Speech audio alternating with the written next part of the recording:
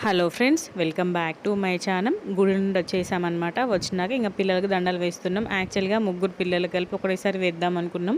ఇంకా అన్నయ్య గుడి నుండి వచ్చేసరికి ఇంకా అలసిపోయి పడుకున్నాడు అనమాట. పాలు తాగేసి పడుకున్నాడు. సో ఇంకా వీళ్ళ అమ్మమ్మ వాళ్ళ ఇంటికి వెళ్తారనమాట ఉగాది పండగకి. సో ఇంకా ఫస్ట్ వీళ్ళిద్దరూ వేసుకున్నారనమాట, ఇషిత ఇషాన్వి.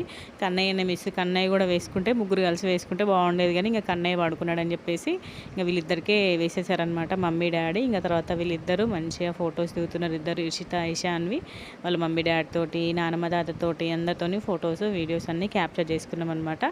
ఇంకా వాళ్ళ అమ్మమ్మ వాళ్ళ ఇంటికి వెళ్ళిపోయినారు. ఇంకా మా అక్క వచ్చిందనమాట. మా అక్క భక్షాల అదే బూరెల కోసం పిండి తయారు చేస్తుంది, మమ్మీ పులిహోర చేస్తుంది, మామిడికాయ పులిహోర. సో మా అక్క దాన్ని కలుపుతుందనమాట.